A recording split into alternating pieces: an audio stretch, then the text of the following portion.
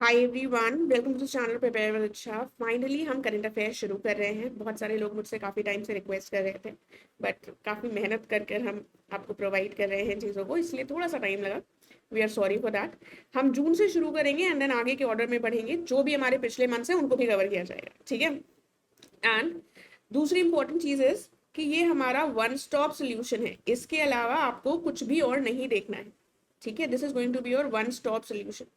आपको सिर्फ एक चीज़ और करनी है, वो है आपको टेलीग्राम चैनल जो है वो ज्वाइन करना है, ठीक है। टेलीग्राम चैनल प्रिपेयर विद इच्छा का आपको ज्वाइन करना है, क्योंकि अगर हमें लगता है कि हम कोई क्विजेस वगैरह करवाएं या फिर कुछ और इम्पोर्टेंट जो हमें एग्जाम के पॉइंट ऑफ व्यू से लग रहा है, ठीक है, तो उसको हम वहां पर करवाएंगे, ठीक है। बाकी तो हमारा सब कुछ यहाँ पर कवर्ड रहेगा। एंड मोस्ट इंपॉर्टेंट थिंग कि अभी तक जैसे हम करते रहे हैं मैप्स वगैरह में लर्न कर रहे हैं, तो उसी तरीके से ही किया जाएगा, ठीक है। एंड ट्रस्ट मी, अगर आप इसको वीडियोस को सही से सुनते हैं तो आपको 99% चीजें सुनकर ही लर्न हो जाएंगी। आपको इस पीडीएफ को रेफर ही नहीं करना पड़ेगा। बस थोड़ा सा लास्ट मिनट रिविजन में हेल्प करती है पीडीएफ। मैं एक बार स्क्रॉल कर कर आपको दिखा देती हूँ। इसमें हमने ये सेक्शंस में चीजों को डिवाइड कर रखा है। एंड में हमने कुछ एमसीक्यूज भी दिए हैं ताकि आपका थोड़ा सा रिविजन हो जाए, ठीक है। और उत्तर प्रदेश को अलग से स्पेस दी रही है, राइट। एमसीक्यूज हम देखेंगे, अगर थोड़ा सा इफेक्टिव लगा तो आगे दिया जाएगा, अदरवाइज हमने ऑलरेडी सब कुछ कवर कर रखा है, तो पीडीएफ में एमसीक्यूज आगे नहीं देंगे as per your response. And ये जो पीडीएफ होगी, जो भी हमारे आईआरपी के स्टूडेंट्स हैं उनको ये सबको अवेलेबल होगी। एंड जो हमारा आईआरपी का स्टूडेंट नहीं है और जो इसको लेना चाहता है, उसके लिए हम कुछ मिनिमल चार्जेस में इस पीडीएफ को अवेल अवेल करवाएंगे या फिर अवेलेबल करवाएंगे, राइट। सो इसको हम स्टार्ट करते हैं।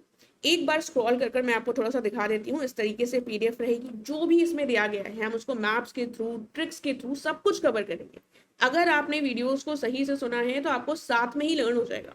2-3 बार वीडियोस को देख लोगे, सब लर्न हो जाएगा। बस अपने नोट्स बनाने की जरूरत नहीं है। अगर लास्ट मिनट रिविजन के लिए चाहिए तो आप इस पीडीएफ को ले सकते हैं, ठीक है। तो बस थोड़ा सा शेयर वगैरह करते रहना ताकि हम भी मोटिवेटेड रहें। And this is going to be a one stop solution UPPCS prelims के लिए। इसके अलावा आपको और कुछ नहीं करना है। तो आइए अब हम स्टार्ट करते हैं। उससे पहले चलो एक बार पूरी पीडीएफ दिखा देती हूँ, ठीक है। इस तरीके से पूरी पीडीएफ रहेगी। सारी चीजें प्रोवाइड की गई हैं, सब कुछ हम लर्न कर लेंगे। देखो, ऐसे पीडीएफ को देखकर डर लगता है कि भाई लर्न कैसे होगा, बट जब आप वीडियो क्लास सुनेंगे तो उसका यही बेनिफिट है कि आपको सब कुछ लर्न हो जाएगा। आपको लगेगा ही नहीं कि भाई कुछ अलग आ गया है। सब कुछ हम साथ में लर्न कर लेंगे, ठीक है। लोगों के नाम भी जैसे हम पिछली बार ट्रिक्स से लर्न किए थे, उसी तरीके से हम यहाँ पर भी कोशिश करेंगे, ठीक है। तो ये पूरी हमारी पीडीएफ हो गई। यहाँ पर डेट सब कुछ है यूपीपीसीएस के लिए। बाकी और भी जो वनडे एग्जाम्स होते हैं उनके लिए भी सब कुछ आ जाएगा इसमें, क्योंकि हमने सब कुछ कवर किया हुआ जो भी इंपॉर्टेंट है एग्जाम के पॉइंट ऑफ व्यू से, ठीक है। तो आइए स्टार्ट करते हैं। देखिए, ये वर्ड मैप है, इससे शुरू करेंगे हम। तो सबसे पहले जो भी अपॉइंटमेंट्स हुए हैं उनको देख लेते हैं। कौन नया राष्ट्रपति बना है या प्रधानमंत्री बना है, जून के महीने के जो करंट अफेयर्स थे वो देखने हैं हमको। तो शुरुआत होती है, यहाँ पर छोटा सा पड़ता है हमारा, इस जगह पर पड़ेगा स्लोवीनिया, ठीक है। यूरोपीय देश है स्लोवीनिया। स्लोवीनिया की कैपिटल से याद रखना, स्लोवीनिया स्लो है थोड़ा सा, तो इसकी जो कैपिटल है उसको स्लोली बोलने की जरूरत है। लजो ब्लजाना कर कर है, ठीक है। तो थोड़ा सा प्रोनाउंसिएशन डिफरेंट हो सकता है, बट स्लोली बोलने की जरूरत है ताकि हम उसको सही से बोल सकें। तो दिस इज स्लोवीनिया। तो स्लोवीनिया की प्रधानमंत्री 4th टर्म के लिए कौन नियुक्त हुई है, ठीक है। तो ये जो है ये नियुक्त हुई है। देखो, ये स्लो है तो ये इनको सब लोग जान गए हैं, ठीक है। जनेस जनसा कर कर इनका नाम है, ठीक है। तो हमें जानने से याद रखना है। जब हमको जानना याद होगा तो अपने आप हमारा 4 ऑप्शन में स्लोवेनिया को स्लोली सब लोग जान गए हैं और उनके प्रधानमंत्री को भी जान गए हैं, जिनका नाम है जानेस जानसा, ठीक है। तो ये हमारा टिक हो जाएगा।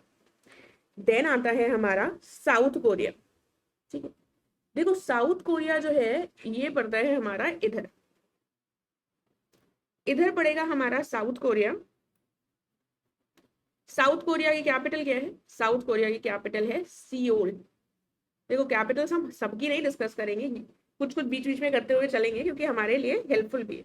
तो इसकी जो नॉमिनेट हुई है सेकंड फीमेल प्राइम मिनिस्टर, उनका नाम है, उनका नाम क्या है? उनका नाम है हैन सियोंग, ठीक है, हान सियोंग सू, सू। तो अगेन हमको प्रीलिम्स के लिए पढ़ रहे हैं, तो सियोल की कैपिटल कौन, सियोल जिसकी कैपिटल है उसकी कौन बनी है, दूसरी महिला प्रधानमंत्री सियोंग। अगेन ये भी हमारा टिक हो जाएगा। फिर आता है प्राइम मिनिस्टर इथियोपिया के अपने सेकेंड टर्म में चुने गए। इथियोपिया कहाँ पड़ता है, ये है हमारा इथियोपिया, ठीक है, ये पड़ता है इथियोपिया। और इथियोपिया के जो प्राइम मिनिस्टर चुने गए हैं वो हैं अबी, अबी ABIY, अबी अहमद अली। तो अभी से याद कर लो, इथियोपिया में अभी को चूज किया गया है, ठीक है। देन अब ये हमारे जो भी नए नियुक्त हुए हैं उनको देख लिया हमने जून के महीने में। अगली एक चीज आती है FATF, financial action task force, ठीक है। अब देखो ये मनी लॉन्ड्रिंग से संबंधित है, तो ऐसी चीजों को देखने के लिए हमें थोड़ा सा विवेक लगाने की जरूरत है, ठीक है। विवेक का प्रयोग करेंगे तभी इन चीजों को पकड़ा जा सकेगा। तो इसके लिए किसको नियुक्त किया गया है, विवेक अग्रवाल को इसका वाइस प्रेसिडेंट नियुक्त किया गया है, राइट। अगली चीज देख लेते हैं, अगली क्या है, देखो ये पूरा हमारा पानी पानी है, ठीक है। देखो लर्न करने के लिए कुछ फालतू की ट्रिक्स भी होंगी, बट आपको साथ में लर्न होगा, वही सबसे इंपॉर्टेंट है प्रीलिम्स के करंट अफेयर्स के लिए। सी, एक आता है हमारा international ITLOS, international tribunal for the law of the sea. ITLOS का जज नियुक्त किया गया है। अब भारतीय को नियुक्त किया है इसलिए हमारे लिए इंपॉर्टेंट है।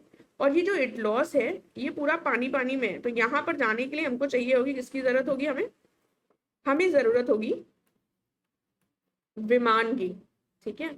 जिनको नियुक्त किया गया है उनका नाम क्या है, उनका नाम है विमान पटेल, ठीक है। देन एक चीज और आती है यहाँ पर, एक चीज हम और देखेंगे, एक पॉइंट आता है वर्ल्ड बैंक। अब वर्ल्ड बैंक की जो न्यूज है वो ये, एक इसके ED नियुक्त किए गए हैं। कौन नियुक्त किए गए हैं, एग्जीक्यूटिव डायरेक्टर। किसको नियुक्त किया गया है, इसका ED नियुक्त किया गया है नीलकंठ मिश्रा को, नीलकंठ मिश्रा को नियुक्त किया गया है, ठीक है। देखिए अभी मैं काफी नई हूँ इसलिए इस पे हैंडराइटिंग अच्छी नहीं आ रही है, बट इवेंचुअली सही हो जाएगी। तो जल्दी से रिवाइज कर लेते हैं। स्लोवेनिया का क्या था, स्लोवेनिया के लिए जानेस जंसा नियुक्त हुए हैं, नई प्राइम मिनिस्टर, नए prime minister. Then South Korea में सियोल से सियोंग हो गया है। इथियोपिया में अबी अहमद अली, ठीक है, FATF के विवेक अग्रवाल। इटलॉस के विमान हो गए हैं। और हमारे यहाँ पर वर्ल्ड बैंक के एग्जीक्यूटिव डायरेक्टर कौन है, नीलकंठ मिश्रा। ये हमने देख लिया अपॉइंटमेंट्स, राइट। अब हम थोड़ा सा चलेंगे आगे। आगे क्या आता है, आगे हम देखते हैं प्रधानमंत्री के जो भी रहे हैं यहाँ पर, देखो इसको डिलीट कर देते हैं, पहले रब कर देते हैं, सॉरी इसको। अब प्रधानमंत्री के जो भी विजिट्स रहे हैं उसको देखेंगे यहाँ पर कहाँ कहाँ गए हैं। तो प्रधानमंत्री सबसे पहले जून के महीने में जो गए हैं वो गए हैं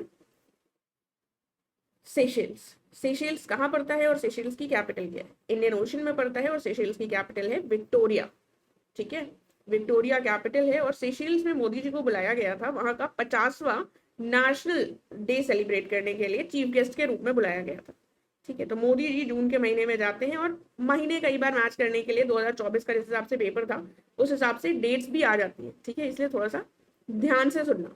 स्लोवेनिया की न्यूज पढ़ी हमने, अब हमने देख लिया ये, ठीक है, इसको हटा देते हैं। सी, तो अगली न्यूज क्या हुई, मोदी जी सेशेल्स की विजिट। ये इंडियन ओशन का एक आइलैंड है, यहाँ पर ये जो है ये है सेशेल्स। 27 से 29 जून, मतलब जून के अंत में ये मोदी जी यहाँ पर गए।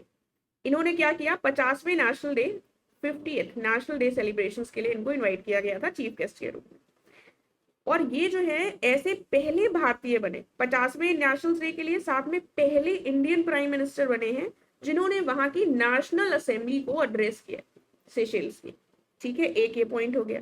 फिर क्या हुआ, अब इंडिया इतना बड़ा देश है, सेशेल्स में अगर मोदी जी जाएंगे तो कुछ तो करेंगे। तो उन्होंने क्या किया, उन्होंने एक फास्ट पेट्रोल वेसल जो है जिसका नाम क्या है, लेस्प वॉर, ये सेशेल्स की जो डिफेंस फोर्सेस हैं उनको दे दिया, ठीक है, उनको दिया गया मोदी जी के द्वारा। फिर क्या हुआ, अब मोदी जी ने इनकी नेशनल असेंबली एड्रेस कर दी, इतना फास्ट पेट्रोल वेसल दे दिया, तो सेशल्स भी कुछ करेगा। सेशल्स ने क्या किया, सेशल्स ने मोदी जी को guardian guardian of blue horizon guardian of blue horizon का खिताब दिया। ठीक है, ब्लू होराइजन का क्या दिया, सॉरी, ब्लू होराइजन का उनको दिया गया अवार्ड। ठीक है, तो याद रखना ब्लू एकदम ओशंस के बीच में ब्लू होराइजन, उससे संबंधित हमारा अवार्ड है। फिर आता है इंडिया ने कहा कि अब उनको अवार्ड भी दे दिया गया, तो ऐसे कैसे, कुछ तो हमको और भी करना पड़ेगा। तो फिर चौथी चीज क्या हुई, चौथी चीज ये हुई कि हमने इनको दिया लाइन ऑफ क्रेडिट। ठीक है, हमने कुछ इनको पैसा दिया, कितना दिया, हमने दिया इनको 1250 crore line of credit provide करी। ठीक है, कैपिटल मैं ऑलरेडी बता चुकी हूँ। ये हो गया हमारी चार चीजें, क्या क्या हुई, चार चीजें देख लेते हैं। देखो, सबसे पहले 50वां जो नेशनल डे वहां का था, नेशनल डे सेलिब्रेशन के लिए मोदी जी को चीफ गेस्ट के रूप में बुलाया गया। मोदी जी ने क्या किया, वो पहले प्रधानमंत्री बने भारत के जिन्होंने वहां की नेशनल असेंबली को एड्रेस किया।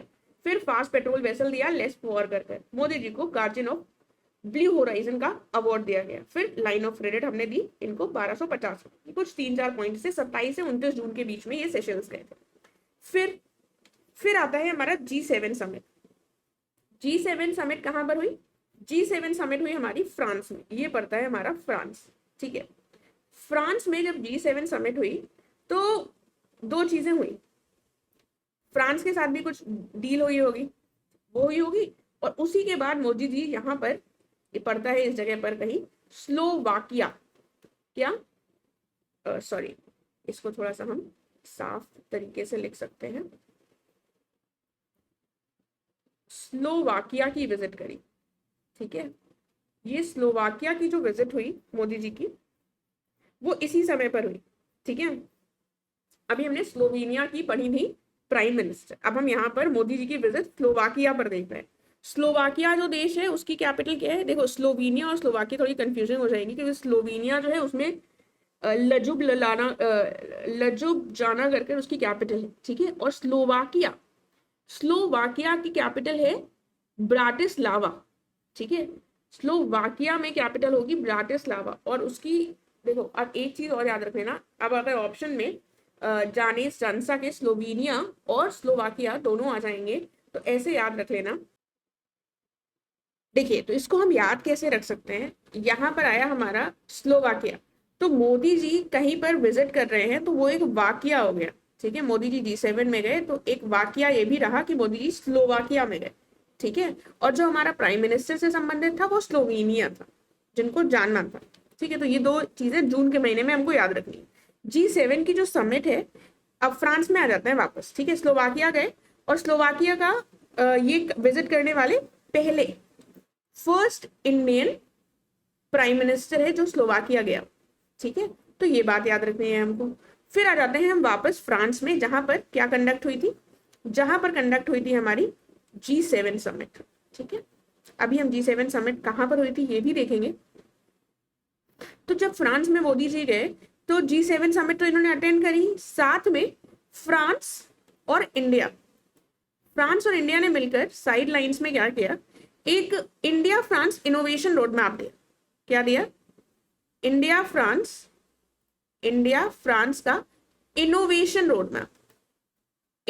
रोड मैप दिया। कब तक के लिए, 2030 तक का रोड मैप दिया।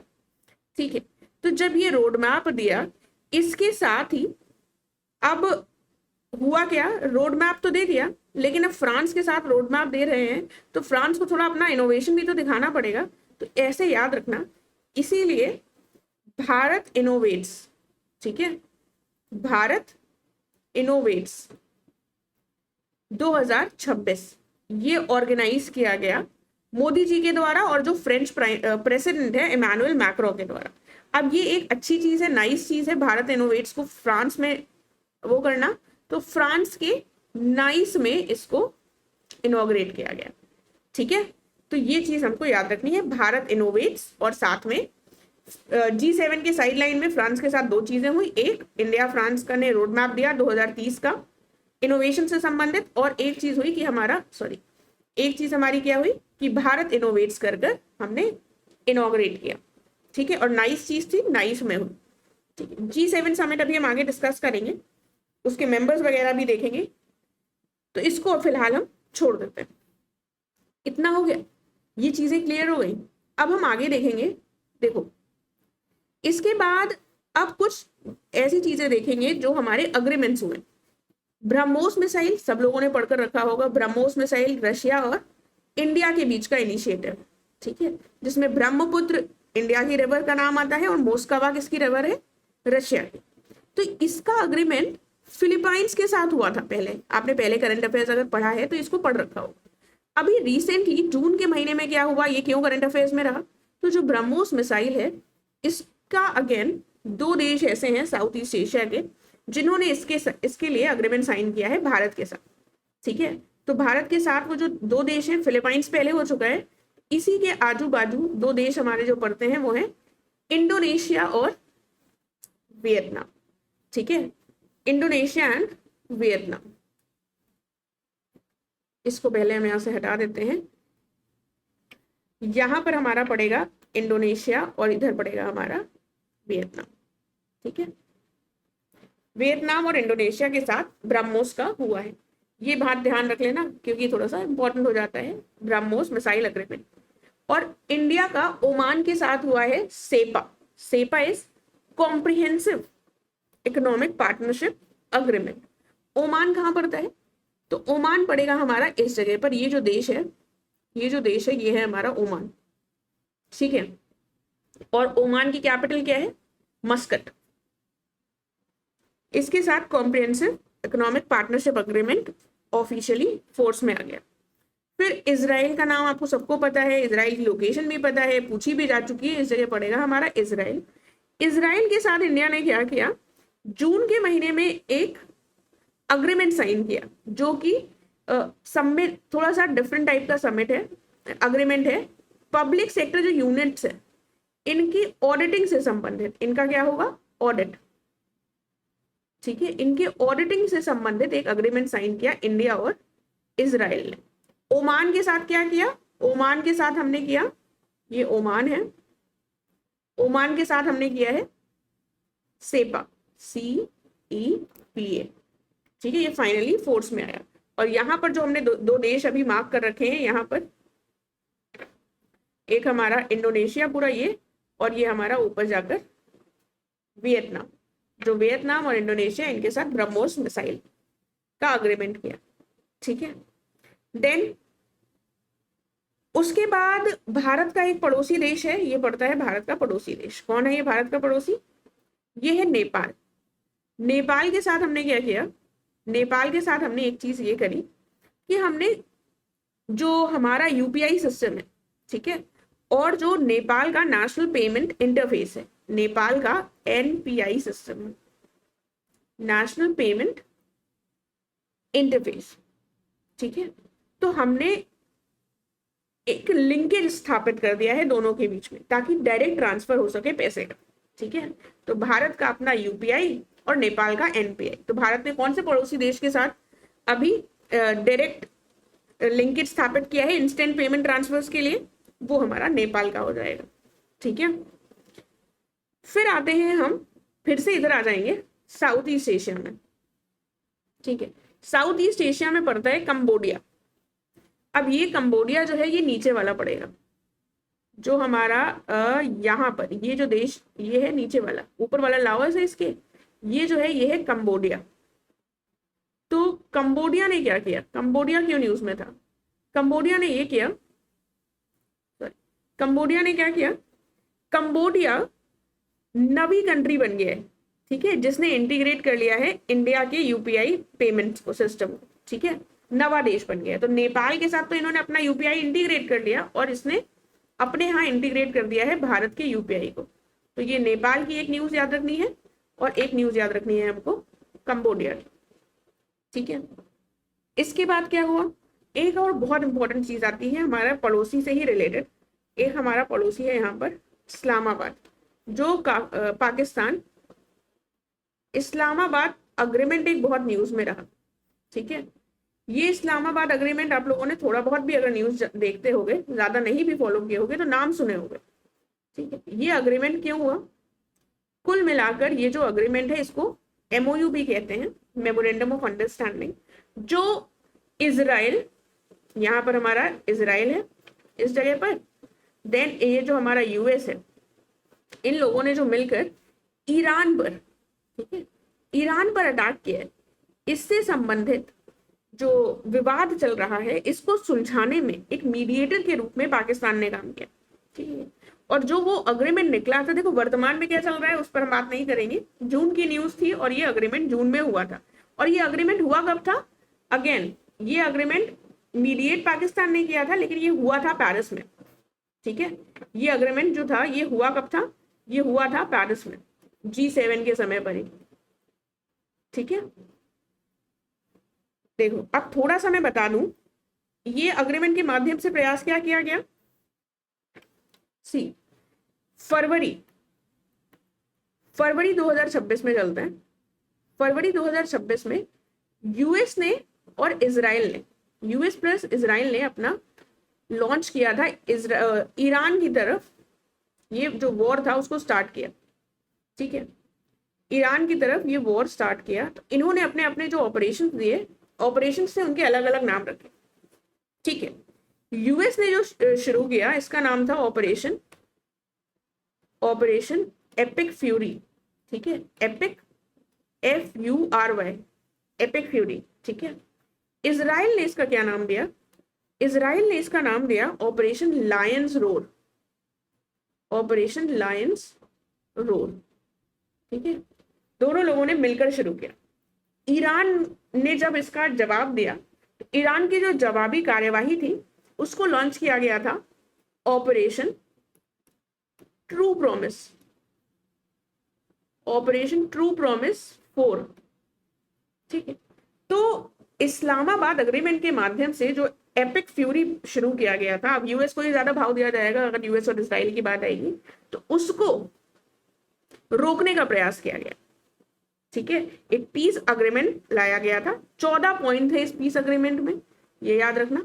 कितने पॉइंट्स थे? 14 पॉइंट्स थे। G7 की साइडलाइन में पेरिस में इसको साइन किया गया, पाकिस्तान में कुछ नहीं हुआ।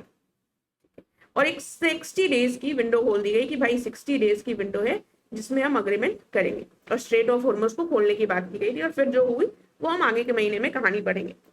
फिलहाल ये हो गया।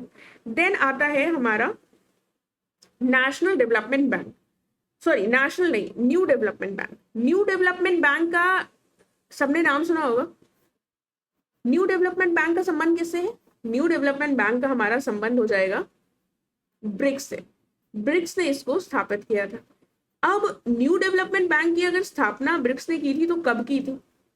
तो इसकी स्थापना जो है, इसके बारे में अगर हम देखें कि आइडिया कब कंसीव किया गया, सबसे पहली बार कब सोचा गया, तो नई दिल्ली में ब्रिक्स की मीटिंग हुई थी, तब इसके बारे में सबसे पहली बार सोचा गया था 2012 में। ठीक है, 2012 में इसके बारे में सबसे पहली बार सोचा गया। फिर 2014 में आता है हमारा फोर्टालिजा कॉन्फ्रेंस। कौन सी कॉन्फ्रेंस होती है? फोर्टालिजा कॉन्फ्रेंस। ठीक है, इसमें आता है अस्तित्व में न्यू डेवलपमेंट बैंक, बल्कि बना दिया गया था, लेकिन फाइनली जो अस्तित्व में आता है ये आता है 2015 में। फोर्टालिजा कॉन्फ्रेंस इसको स्थापित किया गया था। अभी रिसेंटली ये न्यूज में क्यों है?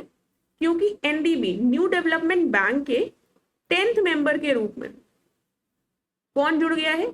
उज्बेकिस्तान। उज्बेकिस्तान जो है वो 10th मेंबर के रूप में यहाँ पर जुड़ गया। अब उज्बेकिस्तान कहाँ पड़ता है? सेंट्रल एशिया में पड़ता है, और उज्बेकिस्तान जो है ये हमारा पड़ेगा कजाकिस्तान के नीचे। ये वाला जो है ये है हमारा उज्बेकिस्तान। ठीक है, उज्बेकिस्तान की कैपिटल है ताशकंद, ये आपको पता है। ठीक है, तो ये ध्यान रखना। और उज्बेकिस्तान NDB को ज्वाइन करने वाला पहला सेंट्रल एशियन देश है, राइट। फिर दूसरी चीज आती है international big cat alliance, IBCA। International big cat alliance ये है क्या? ये एक इंडिया लेड अलायंस है। इंडिया लेड अलायंस है। जब इंडिया के 50 साल पूरे हुए, किस चीज के 50 साल पूरे हुए? प्रोजेक्ट टाइगर के। प्रोजेक्ट टाइगर कब आया था? 1973 में आया था। इसके 50 साल कब पूरे होंगे? 2023 में। तो जब 2023 में प्रोजेक्ट टाइगर के 50 साल पूरे होते हैं तो इंडिया कौन सा प्रोग्राम लॉन्च करता है? इंडिया एक इनिशिएटिव लॉन्च करता है बिग कैट अलायंस का। ठीक है, तो अब इससे संबंधित न्यूज क्या है?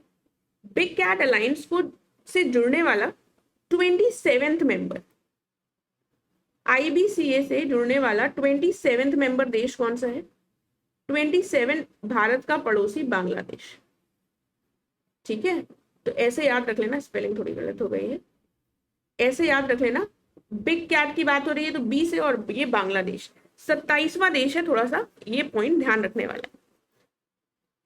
आगे देखेंगे, देखो अब यहां पर मैप में कुछ नहीं है बताने वाला, यहां पर फिर से लिख देती हूँ। फिर आता है UNSC, United Nations security council. अब यूनाइटेड नेशन सिक्योरिटी काउंसिल में आपको पता है कहानी कि 5 नॉन जो परमानेंट मेंबर्स होते हैं उनको 2 वर्ष के लिए इलेक्ट किया जाता है। ठीक है, 5 नॉन जो परमानेंट मेंबर्स हैं उनको अभी 2027-28 टर्म के लिए इलेक्ट किया गया है। इसमें कौन कौन है? ठीक है, इसमें कौन कौन है देखो, तो इसके लिए एक ट्रिक है, इसके लिए ट्रिक ये है, ऐसे लर्न कर सकते हो। P, अब इलेक्ट हो गए हैं तो ये एक पैट, एक पीठ में थपाना जो होता है उसको कहते हैं पैट करना, एक पैट डिजर्व करते हैं। ठीक है, लेकिन सही मायने में तो कुछ फायदा है नहीं इनके इलेक्ट होने का, तो इनकी किरकिरी टाइप की हो जाती है। ठीक है, किरगिज। ठीक है, किरकिरी से किरगिज याद रख लेना, क्योंकि कजाकिस्तान है लेकिन किरकिरी से किरगिज ही आएगा। और जब किरगिज ऐड होगा, जेड से होगा किर्गिस्तान के बाद, पूरा तो बोल नहीं रहे हो, ज बोल रहे हो, जात से जो हमारा देश आ जाएगा वो होगा जिम्बाब्वे। तो एक हो गया किर्गिस्तान, एक हो गया जिम्बाब्वे। अभी पैट में कौन से देश आएंगे इनकी बात कर लेते हैं। देखो पैट में पहला जो आ जाएगा ये हो जाएगा हमारा पोर्टुगल। ठीक है, ये हो जाएगा ऑस्ट्रिया। ठीक है, ऑस्ट्रिया कहाँ पड़ता है हमारा? यहां पर पड़ेगा यूरोप में, ऑस्ट्रिया और पुर्तगाल या फिर पोर्टुगल। ठीक है, पुर्तगाल और दोनों हमारे यूरोपीय देश हैं। और इसको अगर हम मैप में देखें पोर्टुगल की लोकेशन, तो ये जो कोने वाला है ये पोर्टुगल है और बीच में यहां पर पड़ता है ऑस्ट्रिया। ठीक है, पोर्टुगल की कैपिटल क्या है? पोर्टुगल की है लिस्बन और ऑस्ट्रिया की है वियना। अब उसके बाद आता है टी। टी से देश कौन सा है? टी से है ट्रिनिडाड एंड टोबागो। ठीक है, ट्रिनिडाड एंड टोबागो। तो अब यूएनएससी के 5 नॉन परमानेंट मेंबर्स कौन से हैं? PAT, Kyrgyz, Zimbabwe. ठीक है, पैट से Portugal, Austria, Trinidad Tobago, Kyrgyz और जिम्बाब्वे। अब आपके ये 5 नाम टिक हो जाएंगे। IBCA का याद हो गया है, प्रोजेक्ट टाइगर की कहानी, 50 साल, 27वां मेंबर बांग्लादेश। उज्बेकिस्तान हमारा 10वां मेंबर NDB का बना है। ठीक है, फिर एक देश पड़ता है हमारा केन्या। केन्या कहाँ पड़ता है? केन्या पड़ता है हमारा अफ्रीका। ठीक है, इथियोपिया के हमने देखे थे, इथियोपिया के कौन थे जो प्रमुख चुने गए थे? उनका नाम था अबी अहमद अली। ठीक है, अभी हम देख चुके हैं। इथियोपिया के ही नीचे ये जो है ये है हमारा केन्या। ठीक है, केन्या में एक जगह है जिसका नाम है मोमबासा। ठीक है, मोमबासा। मोमबासा में एक कॉन्फ्रेंस हुई। ठीक है, कौन सी कॉन्फ्रेंस हुई? 11वीं कॉन्फ्रेंस होती है मोमबासा में, 11th मोमबासा में 11th आवर ओशियन कॉन्फ्रेंस है। ठीक है, देखो अब अफ्रीकन ही देश जो ऐसे हैं जिनको आवर ओशियन की चिंता है, बाकी तो किसी को नहीं है, तो केन्या ने उसको लीड किया। मोमबासा में 11th our ocean conference conduct करवाई। ठीक है, इसमें क्या हुआ, अब ये संबंधित किससे थी कि भाई आर ओशियन की अगर बात हो रही है तो ओशियन में एक चीज होती है इलीगल फिशिंग। ठीक है, इलीगल फिशिंग को रोकने के लिए इस मोम्बासा ये जो आर ओशियन कॉन्फ्रेंस थी, इसमें मोम्बासा डिक्लेरेशन को अडॉप्ट किया गया। कहीं पर भी जो भी कॉन्फ्रेंस आयोजित की जाती है, वहां पर जो भी डिक्लेरेशन होता है, कोई भी स्टेटमेंट दी जाती है कि भाई हम ऐसा करेंगे, तो उसी के नाम, उसी जगह के नाम से डिक्लेरेशन निकाल दिया जाता है। ठीक है, तो केन्या के मोम्बासा में हुई, इसीलिए इसको क्या कहा गया, मोम्बासा डिक्लेरेशन। संबंध किससे है, इलीगल फिशिंग से संबंधित है। इसको अडॉप्ट कितने लोगों ने किया, 15 मेंबर्स ने अडॉप्ट किया। भारत ने इसको साइन नहीं किया है। ठीक है, तो बस एक याद रख लेना, मोम्बासा डिक्लेरेशन का संबंध किससे। उसके बाद आता है हमारा जो यूनाइटेड नेशंस है, उसने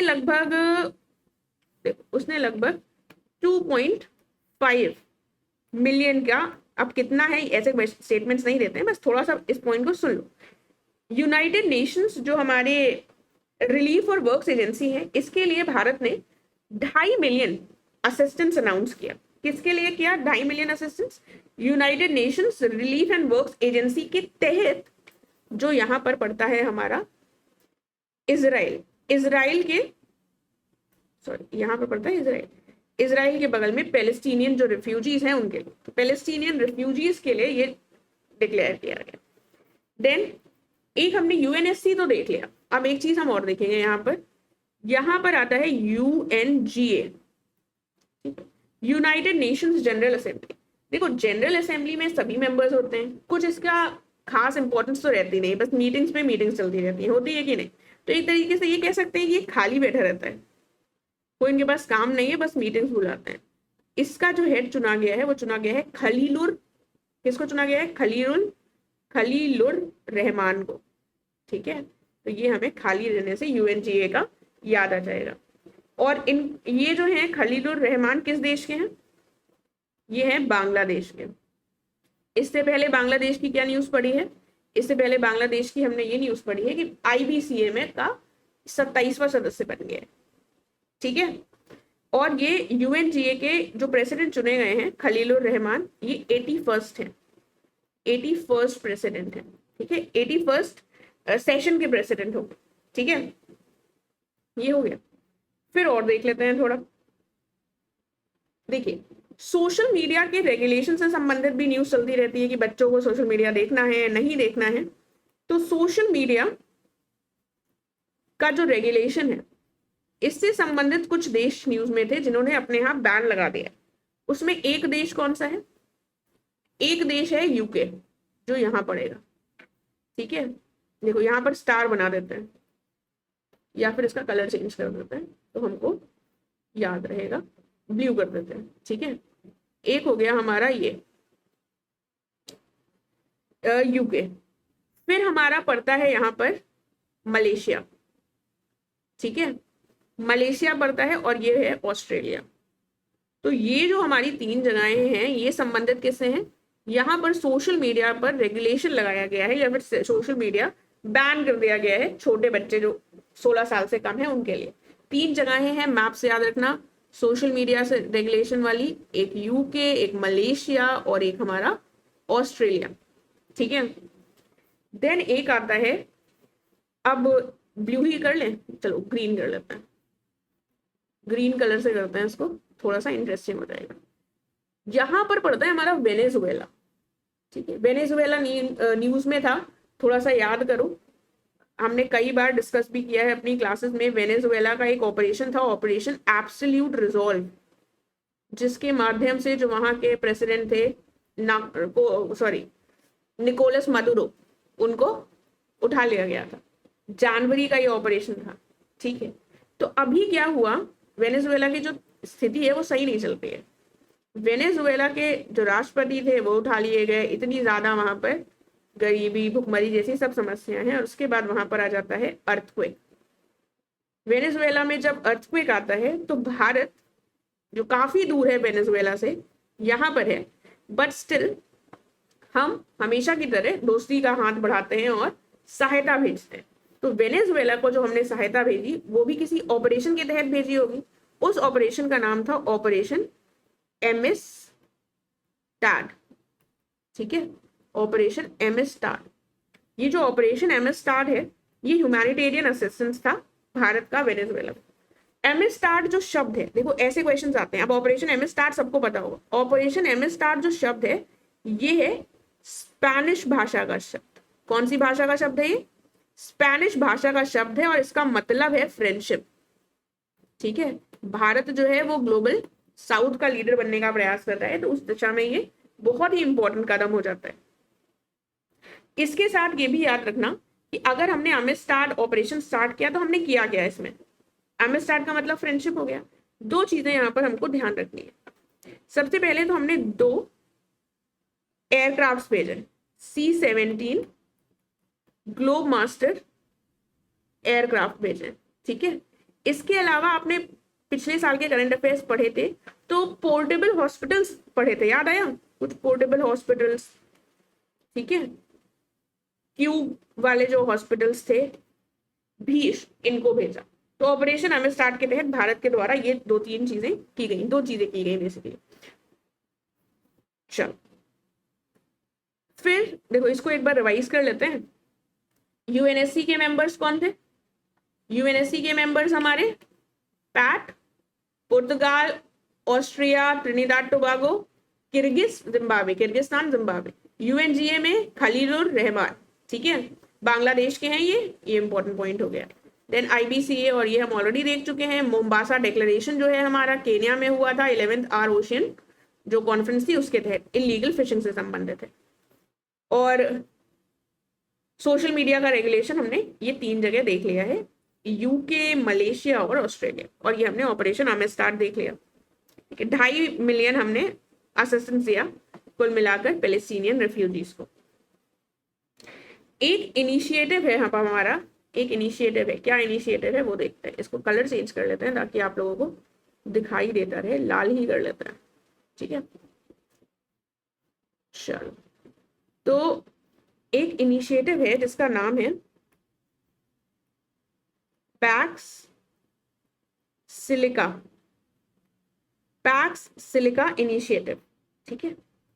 ये क्या है? अब पहली बात तो इस इनिशिएटिव का के बारे में जानने से पहले इंपॉर्टेंट है, पैक्स जो शब्द है ये इसका मतलब है पीस। क्या मतलब है इसका? पीस। और जो हमारा ये सिलिका शब्द है ये आया है सिलिकॉन चिप से, जो कि हमारी टेक्नोलॉजीज में जैसे कि एआई वगैरह में यूज होती है। तो ऐसा जहां पर एआई के लिए या फिर ये जो मॉडर्न टेक्नोलॉजीज हैं उसके लिए सिलिकॉन चिप्स की जरूरत है, उसमें एक ही किसी देश पर निर्भरता ना रहे और सभी लोग इसमें पार्टिसिपेट कर सकें, इसके लिए क्या किया गया है? यूएसए के द्वारा पैक्स सिलिका इनिशिएटिव शुरू किया गया था। कब शुरू किया गया था? ये शुरू किया गया था दिसंबर 2025 में, ठीक है। दिसंबर 2025 में इसको शुरू किया गया। फिर आता है फरवरी 2026 में भारत ने इसको ज्वाइन कर लिया। तो अब ये जून में न्यूज में क्यों है? ऐसा क्या हो गया कि भाई जून में इसकी न्यूज आ गई? तो जून में क्या हुआ? जून में इसका एक प्रोग्राम है, सॉरी, जून में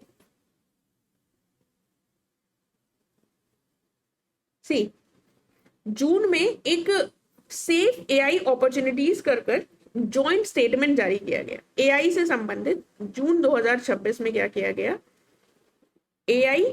सेफ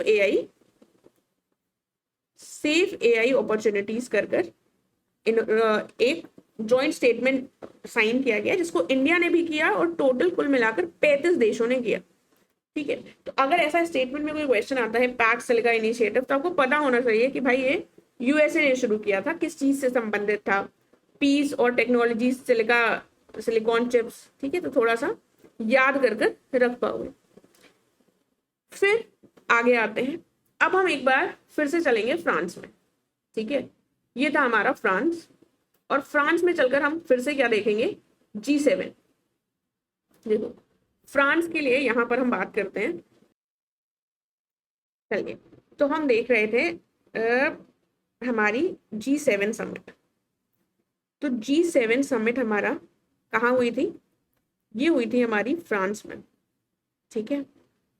अब ये कौन से नंबर की समिट थी ये इंपॉर्टेंट हो जाता है। G7 जो ये हमारी समिट हुई है ये हमारी 52nd समिट थी। कौन सी थी? 52nd। लगभग 15 से 17 जून के बीच में G7 समिट होती है फ्रांस के इवियन लास बेन्स में। तो फ्रांस में कौन सी जगह है? इवियन लेस बेन्स कर कर, ठीक है।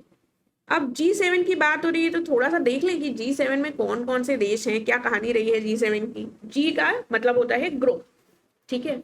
तो G7 में एक मेंबर है यूएसए, एक है यूके, एक है फ्रांस, एक है इटली और एक है जर्मनी, ठीक है। उसके बाद एक मेंबर है जापान। तो एक और जो मेंबर है वो है हमारा कनाडा। इसको मैंने बाद में क्यों बताया, देखो कहानी कैसे शुरू होती है। कहानी ऐसे शुरू होती है कि 1973 में आता है, 1973 में आता है ऑयल क्राइसिस होता है, ठीक है। तो ये जो डेवलप्ड देश थे, जो मेजर इकोनॉमीज थी, इनको रियलाइज होता है कि भाई हमको ऐसे किसी ग्रुप की आवश्यकता है। तो 1975 में ये G6 के रूप में आता है, ठीक है। फिर अब यूएस जुड़ गया था तो कनाडा ने सोचा कि हम भी तो डेवलप्ड है, हमको कहीं नहीं जोड़ा गया। तो 1976 में ये बन जाता है G7, जब इसमें जुड़ जाता है कनाडा, ठीक है। उससे पहले कनाडा इसका पार्ट नहीं होता है। देन कहानी आगे बढ़ती है और आता है 1997। 1997 में रशिया जुड़ जाता है इससे और बना रहता है इसमें। फिर आ जाता है और कहानी आगे बढ़ती है और कहानी आगे बढ़कर आती है 2014 में, जब रशिया क्या करता है, क्रीमिया पर अटैक करता है, क्रीमिया को अपने कब्जे में कर लेता है। क्रीमिया किसका हिस्सा था? यूक्रेन का, ठीक है। तो जब रशिया ये करता है तो बाकी जो G7 के मेंबर्स थे, बाकी जो G7 देश थे, वो और कुछ तो नहीं कर पाते खास खास, लेकिन वो रशिया को बेदखल कर देते हैं। तो 2014 में रशिया बेदखल हो जाता है और जो 97 से 2014 का पीरियड था, इसमें ये क्या था, इसमें ये हो गया था G8, ठीक है। और फिर से 2014 के बाद से ये क्या है? G7। अब ये बताओ, ये तो G7 का है, G7 का अपना कोई हेडक्वार्टर नहीं है, इसमें रोटेटिंग होता रहता है, रोटेशन होता रहता है और देश इसको हर साल इसको ऑर्गेनाइज करते हैं।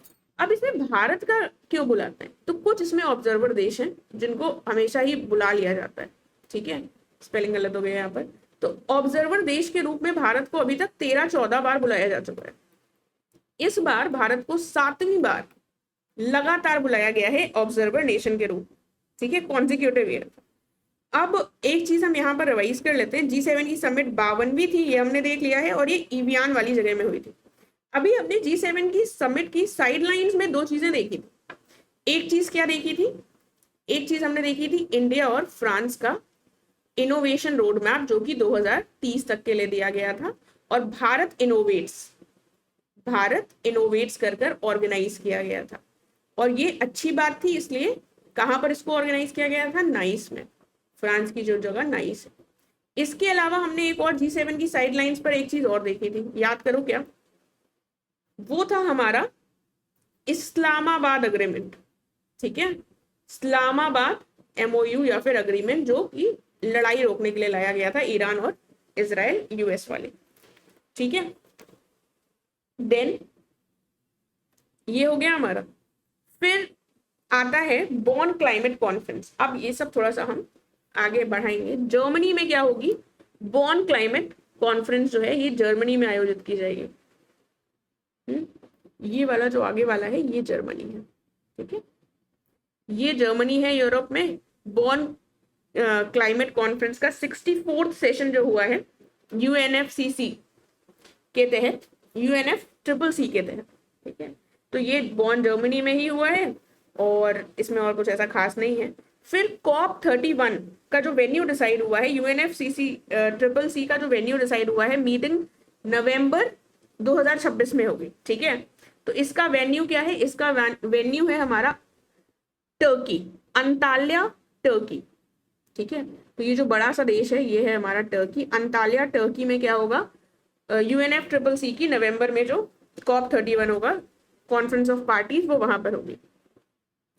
उसके बाद आता है SCO का विमेन्स फोरम, ठीक है। SCO क्या है? Shanghai cooperation organization. Shanghai cooperation organization का जो विमेन्स फोरम है 2026 वाला, इसकी एक प्रतिवर्ष एक विमेन एम्पावरमेंट की मीटिंग होती है, और उसका जो फोरम है 2026 वाला, इसको जून 2026 में कहाँ पर ऑर्गेनाइज किया गया? ये ऑर्गेनाइज किया गया बिश्केक, किर्गिस्तान। ठीक है, तो ये वाला जो है हमारा इधर वाला, ये पड़ता है हमारा किर्गिस्तान। अब अगेन किर्गिस्तान को अभी हमने थोड़ी देर पहले देखा था करंट अफेयर्स में, कहां पर देखा था? हमने देखा था यूएनएससी के 5 नॉन परमानेंट मेंबर्स, जिसमें पैक्ट और फिर किर्गिस्तान और फिर जिम्बाब्वे। ठीक है, तो किर्गिस्तान में एक चीज और क्या हुई है, एससीओ की विमेन्स फोरम ऑर्गेनाइज किया गया, राइट। देन अब कुछ चीजें जो इंडिया में हुई हैं उनको भी देख लेते हैं। बहुत सारी चीजें अभी हमने फिलहाल देख ली हैं विदेशों में। इंडिया वाली क्या क्या चीजें हैं उसको एक बार निपटा लेते हैं जल्दी, फिर हम आगे बढ़ेंगे। देखो, तो इंडिया क्या जो न्यू दिल्ली है, इसमें क्या चीजें ऑर्गेनाइज हुई हैं, ये पड़ता है हमारा दिल्ली। दिल्ली में 12वीं, दिल्ली में ऑर्गेनाइज किया गया है 12th एनुअल कॉन्फ्रेंस है इंडिया ईयू ह्यूमन राइट्स की। ठीक है, इंडिया ईयू ह्यूमन राइट्स की 12वीं जो कॉन्फ्रेंस है वो हमारी एनुअल कॉन्फ्रेंस नई दिल्ली में ऑर्गेनाइज हुई। ठीक है, फिर याद करो नेपाल वाला क्या था, नेपाल के साथ, यहाँ पर जो नेपाल पड़ता है, नेपाल के साथ हमने क्या किया था, डायरेक्ट लिंकेज कर दिया था, इंस्टेंट मनी ट्रांसफर्स वाला, राइट। फिर हम आ जाते हैं और इंडिया से संबंधित कौन सी चीजें देखनी है, फिर हम आते हैं बेंगलुरु, ये हमारा पड़ता है कर्नाटका, यहाँ पर है बेंगलुरु। बेंगलुरु में क्या हुआ, बेंगलुरु में ऑर्गेनाइज किया गया, बेंगलुरु में क्या ऑर्गेनाइज किया गया, ब्रिक्स का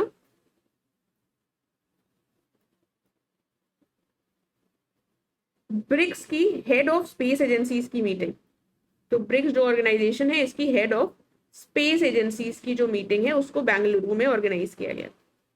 ठीक है,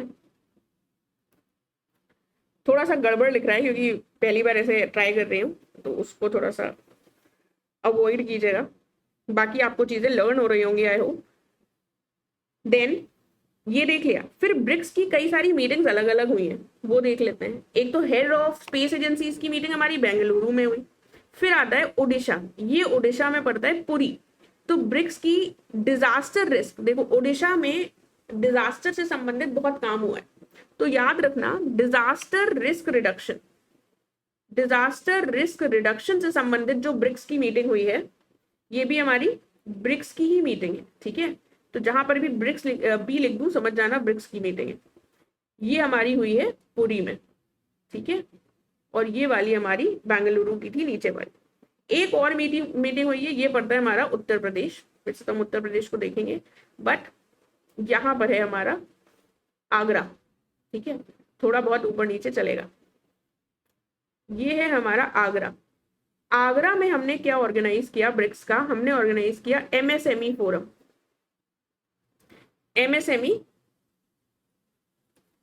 एमएसएमई का फोरम ऑर्गेनाइज किया गया, ये भी ब्रिक्स की ही मीटिंग थी। ठीक है, फिर यहां पर आएगा हमारा वाराणसी, उप्स सॉरी, यहां पर नीचे लिख देती हूँ, यहां पर आएगा वाराणसी। ठीक है, ये भी ब्रिक्स की ही मीटिंग है वाराणसी की।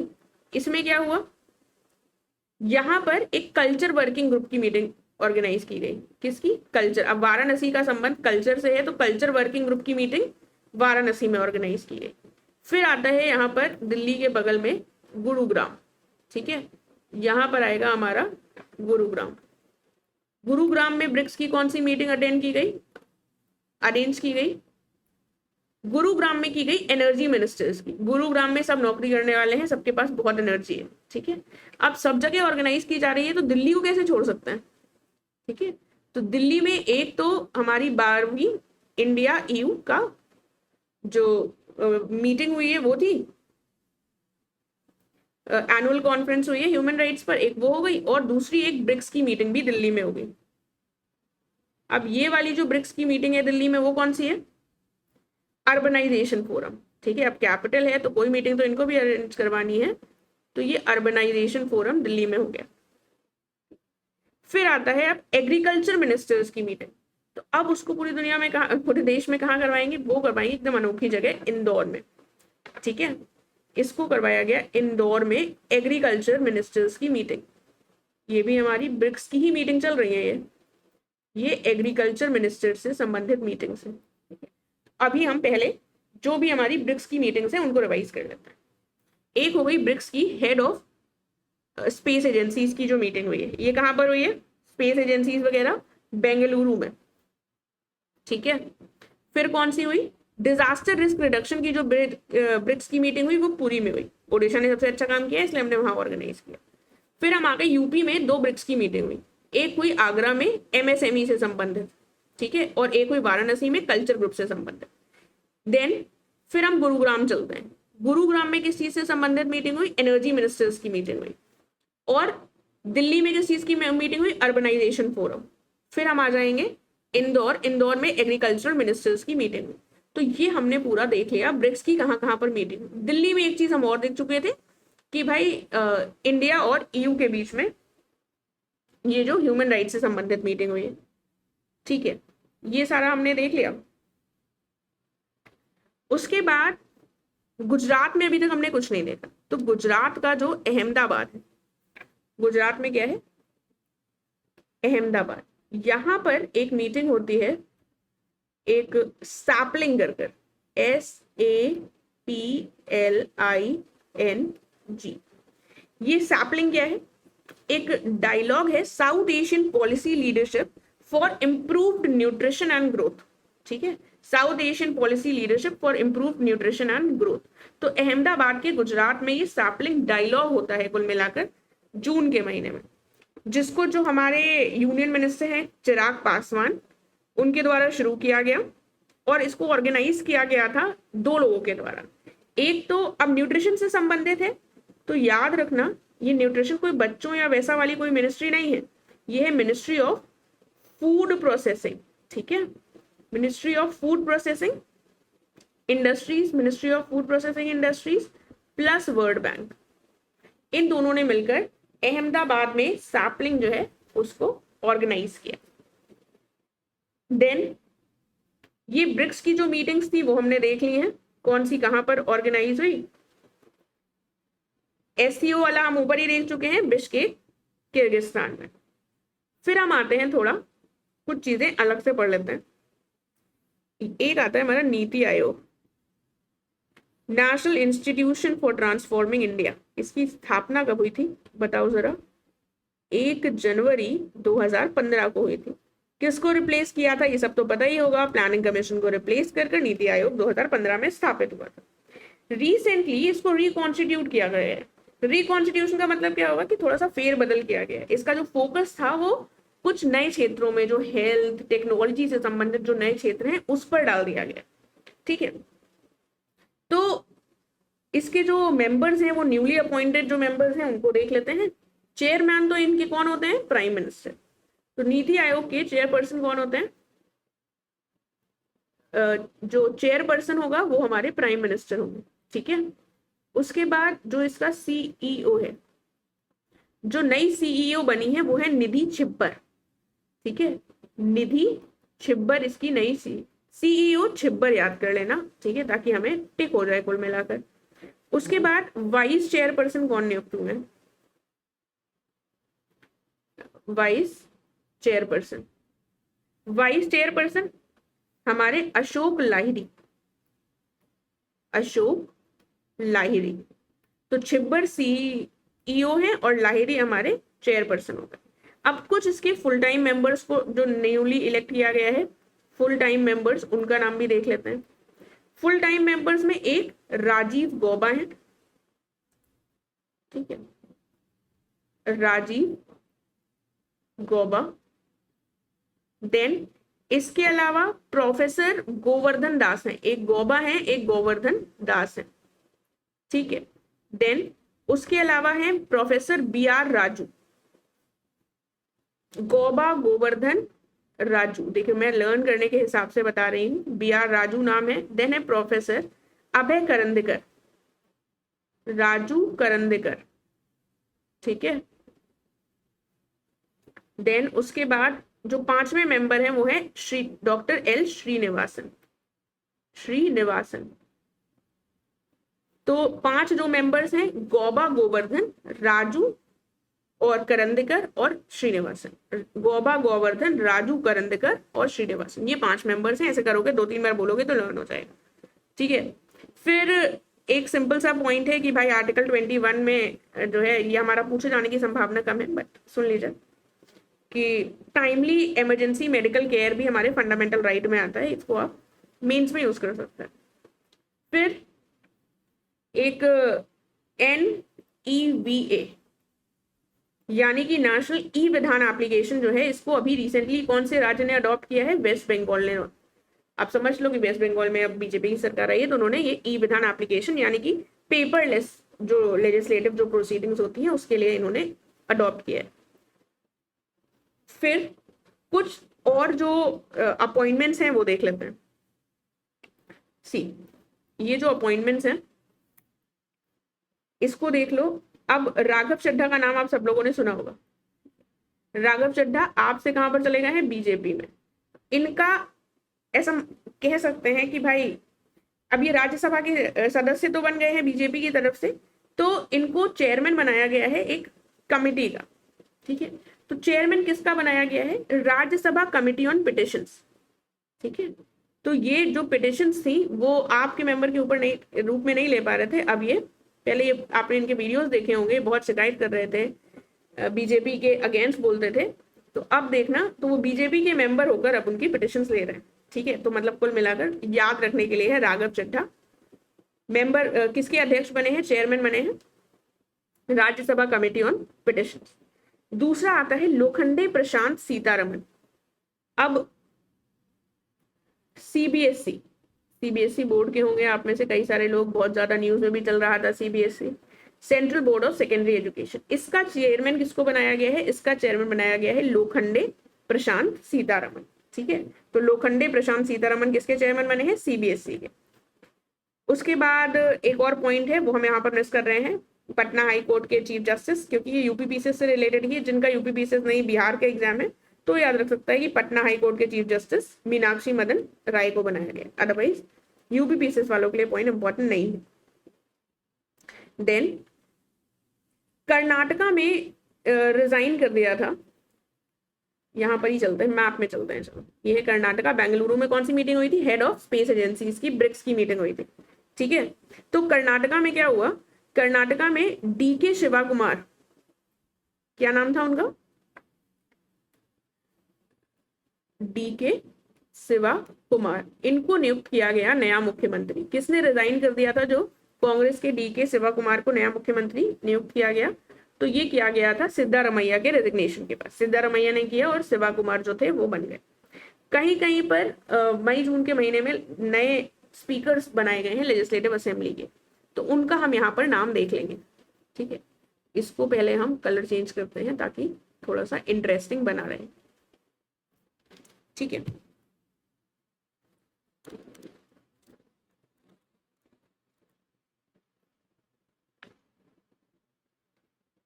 फिर इसको हटा देते हैं यहां से।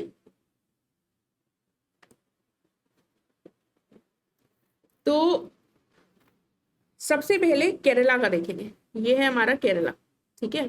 केरला में किसको चुना गया है नया स्पीकर केरला लेजिस्लेटिव असेंबली का? तो ये चुना गया है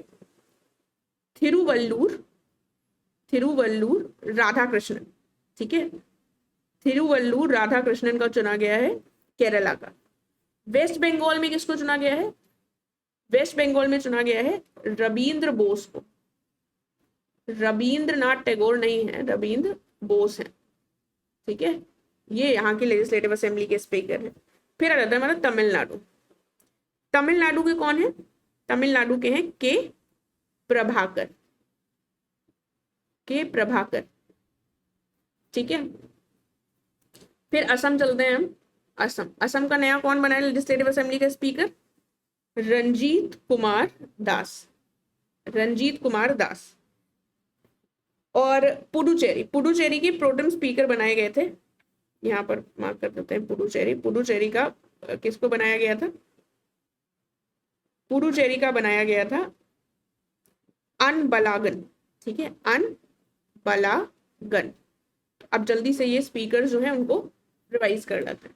सबसे पहले कहाँ चलेंगे? सबसे पहले चलेंगे हम केरला। केरला में किसको बनाया गया? थिरुवल्लम राधाकृष्णन को, ठीक है।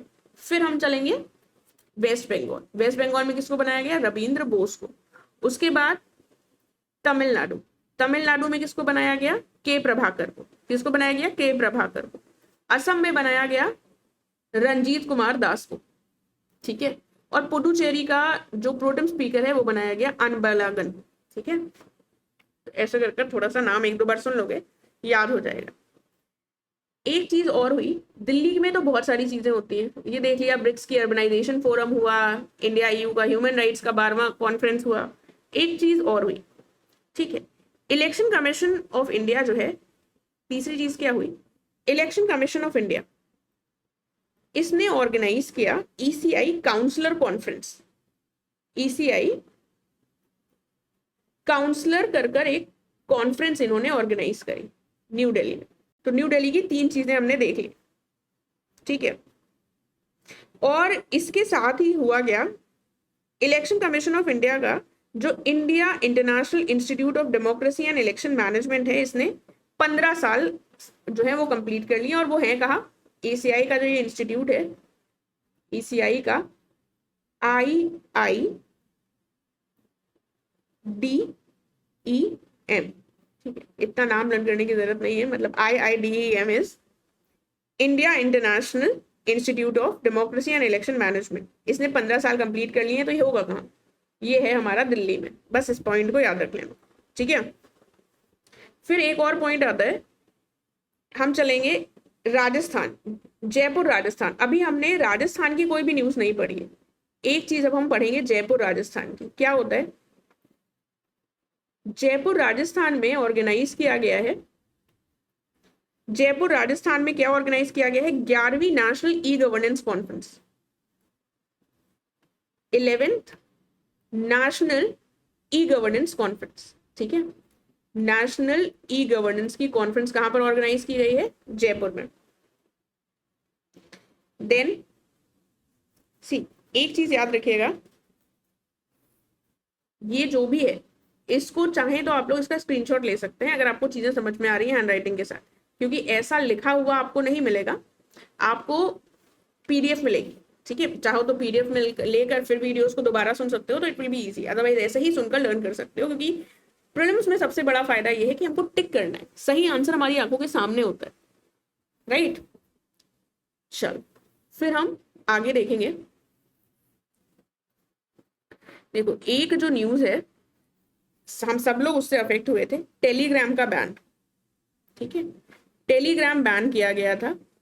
तो ये जो टेलीग्राम को बैन किया गया था, तो पहले तो हमको पता होना चाहिए टेलीग्राम को ओन कौन करता है, ठीक है। टेलीग्राम के सीईओ कौन है? तो ये बेसिकली ड्यूरोव ब्रदर्स हैं। ड्यूरोव, आपने पावेल का नाम तो सुना ही होगा, पावेल और निकोलाई, ठीक है। तो कुल मिलाकर इतना नाम याद रखने की जरूरत नहीं है, पावेल ड्यूरोव करके याद रख लो। ये इसके फाउंडर्स हैं, ठीक है। 2013 में इसको शुरू किया गया था इन लोगों के द्वारा, राइट। सरकार ने जो इंफॉर्मेशन टेक्नोलॉजी एक्ट है, आईटी एक्ट है कुल मिलाकर 2000 वाला, इसके सेक्शन 69 के तहत टेलीग्राम को बैन किया था नीट का पेपर कंडक्ट करवाने के लिए। तो बस इतना याद रखना है, इससे ज्यादा याद रखने की जरूरत नहीं है, क्योंकि उनको लग रहा था इसके वजह से टेलीग्राम बैन नहीं करवाएंगे तो नीट का पेपर फिर लीक हो जाएगा। तो ये इस सेक्शन के तहत इसको किया गया था। देखिए फिर देखते हैं, यहाँ पर नई दिल्ली में एक चीज और मनाई जाती है, जो कि राष्ट्रीय ग्रामीण विकास सम्मेलन, ठीक है, इसको मनाया जाता है। और फिर हम एक बार आ जाते हैं केरला में। केरला में शुरू किया जाता है प्रोजेक्ट जीरो, ठीक है। प्रोजेक्ट जीरो शुरू किया जाता है केरला में करप्शन को मिटाने के लिए, ये इंपॉर्टेंट पॉइंट है, ठीक है। फिर कुछ कुछ जगहों को जीआई टैग्स मिले। देखो जीआई टैग से आज तक क्वेश्चन आया तो नहीं है जहां तक मुझे याद है, बट स्टिल हम करते हमेशा हैं क्योंकि ये करंट अफेयर्स में रहता है। त्रिपुरा का ये पड़ता है हमारा त्रिपुरा। ठीक है, त्रिपुरा में एक सारिंदी ट्रेडिशनल इंस्ट्रूमेंट है, सारिंडा। ठीक है, इसको मिला है। देन यहाँ पर मध्य प्रदेश में मिला है एक खुरासनी इमली को। ठीक है, तो एक इमली को मिला है, खुरासनी इमली को मध्य प्रदेश में। देन यहाँ पर मिला है गुजरात के जसदान पटारी को। ठीक है, तो ये 3 नाम याद रख लेना कुल मिलाकर। फिर उसके बाद यहाँ आ जाते हैं विशाखापट्टनम में। यहाँ पर विशाखापट्टनम में क्या हुआ,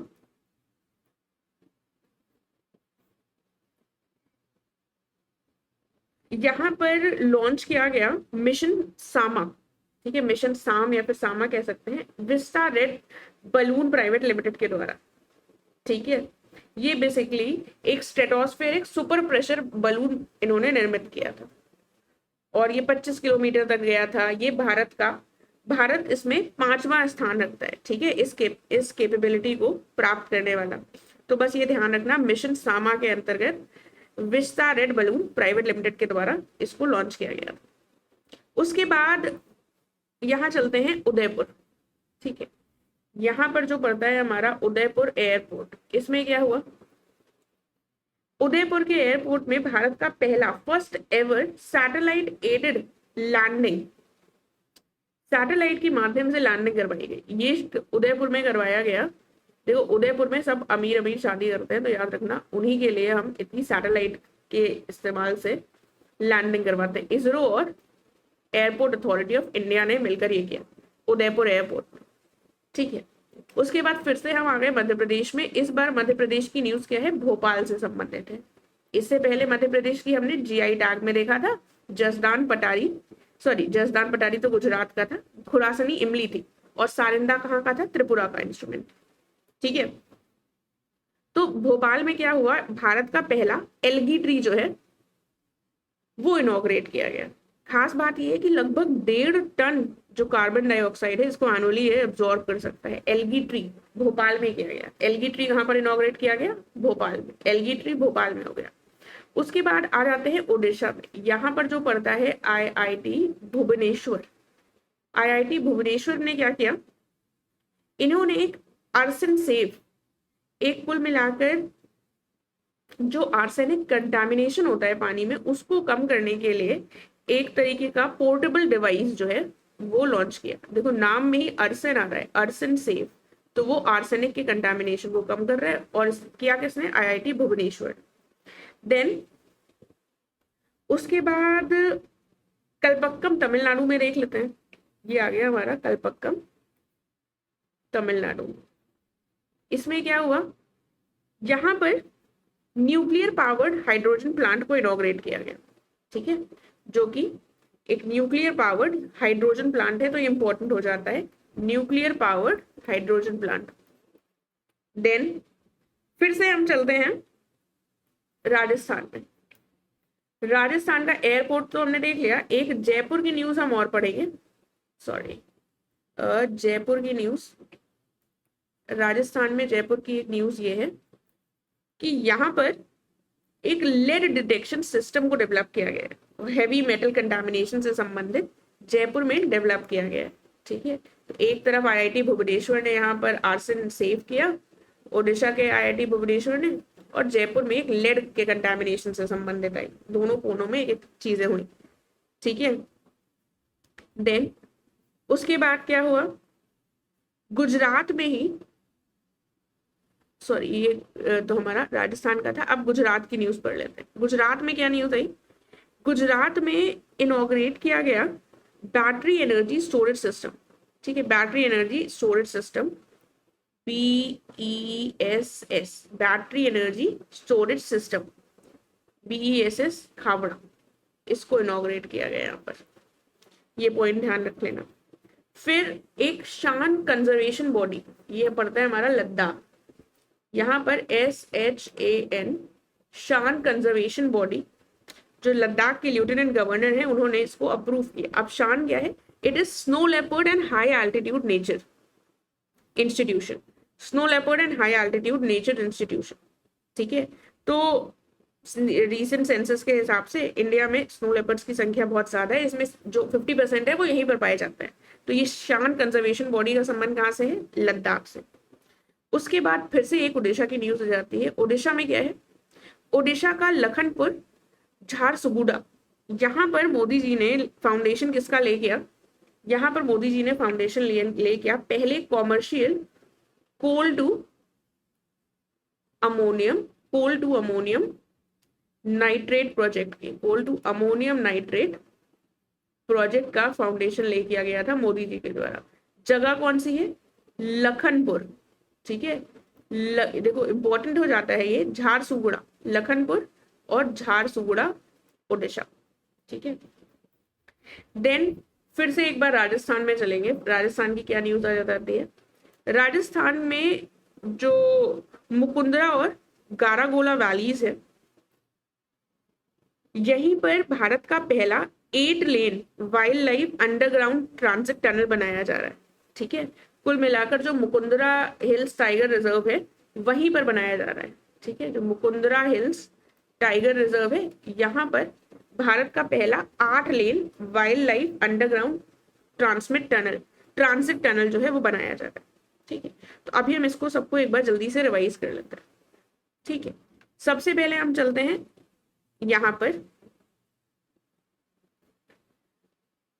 ये रहा हमारा नई दिल्ली। ठीक है, इसको आप डिफरेंट पेन यूज करते हैं ताकि आपको यूज कलर्स जो है वो दिखते रहे। ठीक, देखो नई दिल्ली में क्या हुआ? सबसे पहले नई दिल्ली में ये हुआ कि राष्ट्रीय ग्रामीण विकास सम्मेलन आयोजित किया गया। ठीक है, फिर हमने देखा था केरला में प्रोजेक्ट जीरो लाया गया, जो कि किससे संबंधित था? करप्शन को मिटाने से। उसके बाद जीआई टैक्स 3 जगह देखे थे, एक देखा था सरिंदा त्रिपुरा, एक यहाँ पर देखा था मध्य प्रदेश का। ये जो मध्य प्रदेश का था ये किससे संबंधित था? ये संबंधित था खुरासनी इमली से। और उसके बाद अगला आता है गुजरात में हमारा जो मिला है जसदान पटारी के लिए। ठीक है, देन विशाखापट्टनम में क्या हुआ था? आंध्र प्रदेश के विशाखापट्टनम में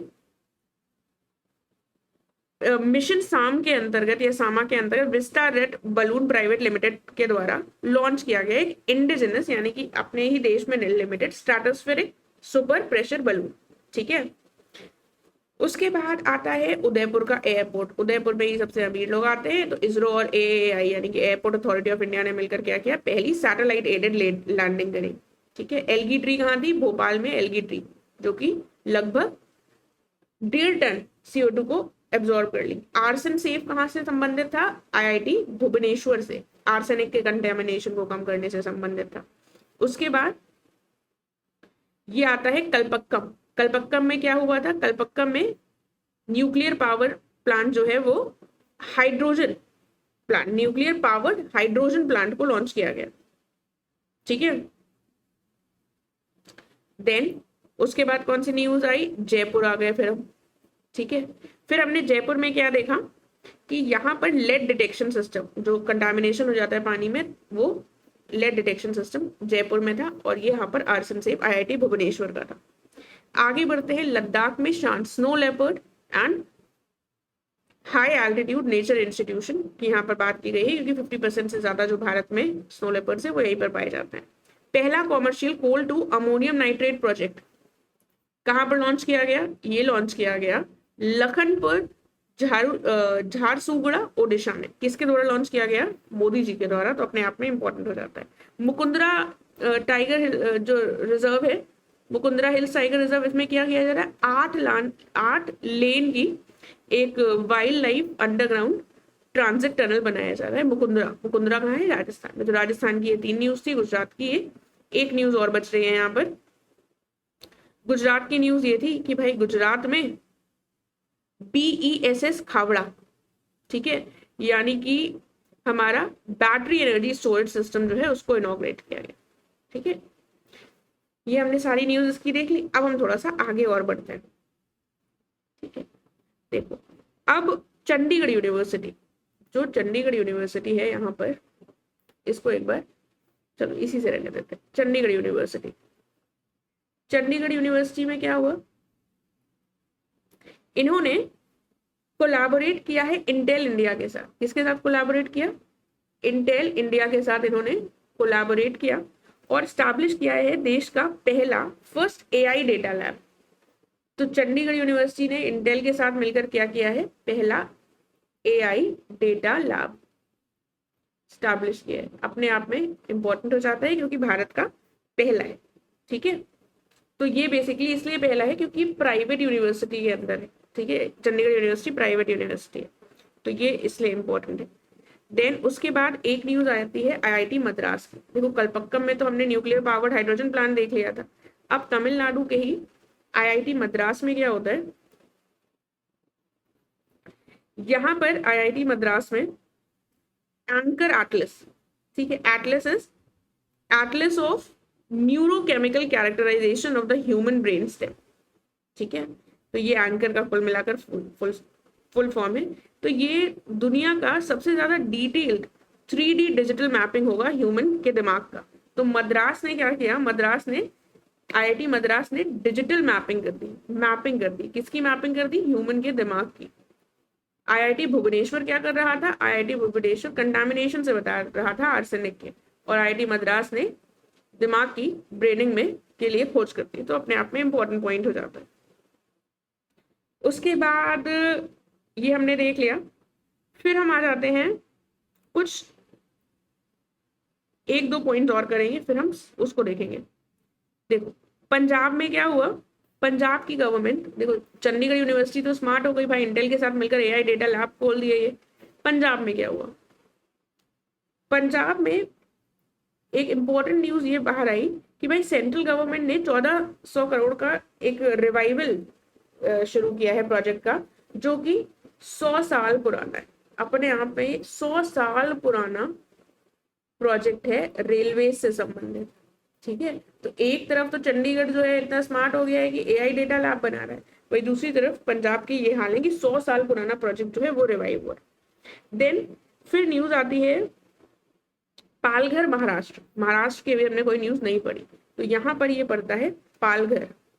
यहाँ पर क्या हो रहा है, पालघर महाराष्ट्र में सेंट्रल गवर्नमेंट ने अनाउंस किया है कि पहला ऑफशोर एयरपोर्ट बनेगा, ऑफशोर एयरपोर्ट बनेगा।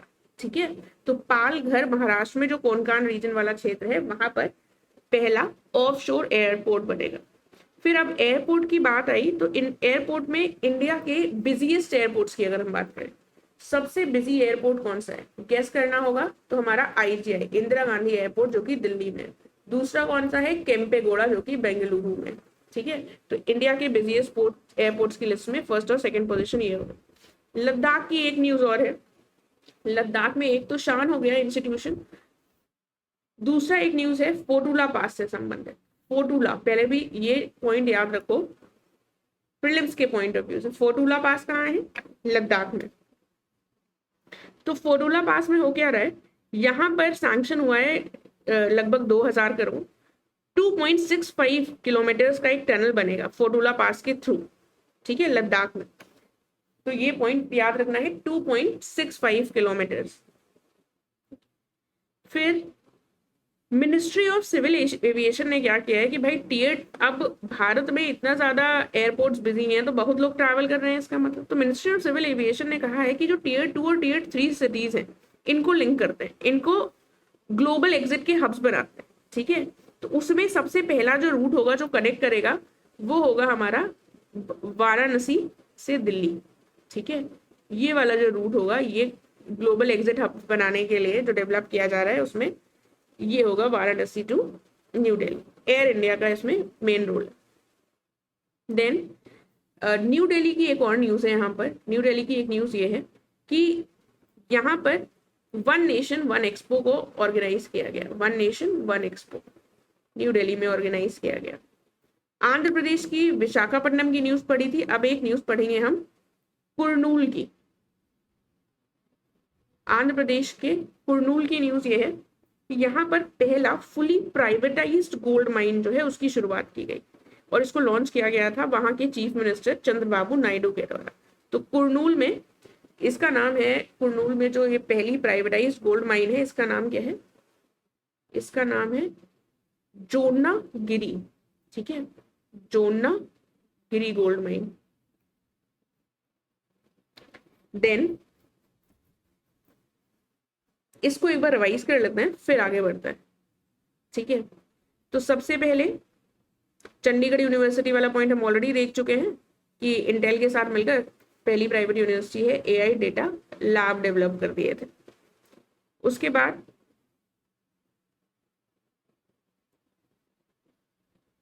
पंजाब की एक और न्यूज हमने देख ली थी कि भाई 100 साल का प्रोजेक्ट है, उसको रिवाइव करने की बात थी। पालघर महाराष्ट्र में क्या हुआ था, पालघर महाराष्ट्र में पहला बना रहे हैं ये ऑफशोर एयरपोर्ट।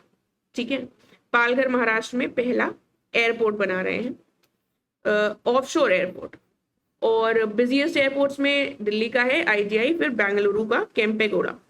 लद्दाख में फोडुला पास में जो है वो क्या बना रहे हैं, फोडुला पास में 2.65 किलोमीटर का टनल बना रहे हैं। देन वाराणसी से न्यू दिल्ली को कनेक्ट करेंगे, मिनिस्ट्री ऑफ सिविल एविएशन का जो टीयर 2 और टीयर 3 की सिटीज को कनेक्ट करने का प्रोग्राम है। वन नेशन वन एक्सपो कहाँ होगा, अब ऐसा कोई भी प्रोग्राम है तो वो दिल्ली में ही मानकर चलो। ठीक है, कुरनूल में पहली प्राइवेट गोल्ड माइन जो है वो शुरू हुई है, फर्स्ट फुली प्राइवेटाइज, इसका नाम क्या है, जोनागिरी। देन सी ये हमने यहाँ पर देख लिया है। अब कुछ ट्रेन कॉरिडोर्स, बुलेट ट्रेन के कॉरिडोर्स जो हैं वो टोटल 7 हैं। यहाँ पर अगेन हम एक डिफरेंट कलर यूज करेंगे ताकि आपको समझ में आ जाए। ठीक है, ग्रीन यूज कर लेते हैं। तो यहाँ पर वैसे तो इसके चांसेस रेयर हैं, बट हम एक बार देख लेते हैं जो 7 बुलेट ट्रेन के प्रपोज्ड कॉरिडोर्स हैं कहाँ कहाँ से होंगे, बस नॉर्मल पता होना चाहिए। तो ये मुंबई से एक हो गया, मुंबई टू पुणे। ठीक है, वैसे तो ये गलत मार्क कर दिया है, इसको होना चाहिए यहाँ से मुंबई टू पुणे ऐसे होगा। ठीक है, फिर एक होगा पुणे से हैदराबाद, पुणे से हैदराबाद। फिर एक होगा हैदराबाद से बेंगलुरु। ठीक है, फिर एक हैदराबाद से चेन्नई, देन बेंगलुरु से चेन्नई, देन दिल्ली से वाराणसी। यहाँ पर एक बुलेट ट्रेन भी चलाएंगे जब इतना चला रहे हैं, जब उसको एक एयरपोर्ट के लिए कनेक्ट कर रहे हैं, सॉरी ग्लोबल एग्जिट हब के रूप में डेवलप कर रहे हैं, तो उसको जरूर ऐसा किया जाएगा। फिर एक और जो है ऊपर वो है हमारा वाराणसी से सिलीगुड़ी। ठीक है, तो ये हमारे 7 जो हैं वो हब्स हो गए हैं। पुणे, मुंबई से पुणे, ये एक मुंबई से पुणे, देन पुणे से हैदराबाद, देन हैदराबाद से बेंगलुरु, हैदराबाद से चेन्नई, और ये हमारा बेंगलुरु से चेन्नई, देन यहाँ पर दिल्ली से वाराणसी एंड वाराणसी से सिलीगुड़ी। ठीक है, मैप में मार्क कर लिया है, तो अब अगर ऐसा क्वेश्चन आएगा तो हो जाएगा। जो मुंबई से अहमदाबाद वाला है, जो पहला इसको किया गया था मुंबई से अहमदाबाद, जो अभी तक नहीं हो पाया है, मुंबई से अहमदाबाद वाला, ये जो है ये 508 किलोमीटर्स का होगा। कितने किलोमीटर्स का होगा, 508 किलोमीटर्स का होगा मुंबई टू पुणे वाला। बाकी तो ये 7 जो हमने डिस्कस किए हैं वो तो सारे प्रपोज्ड की कैटेगरी में आते हैं। तो इसको B35 नाम दिया गया है, बुलेट ट्रेन जो सीरीज है इसको कोड नेम दिया गया है B35। ठीक है, देन उसके बाद विशाखापट्टनम में हम दोबारा आएंगे। विशाखापट्टनम की एक और न्यूज देखेंगे, क्या हुआ विशाखापट्टनम में। विशाखापट्टनम में पहला प्राइवेट सेक्टर का मरीन गैस टरबाइन, पहला प्राइवेट सेक्टर का मरीन गैस टरबाइन जो है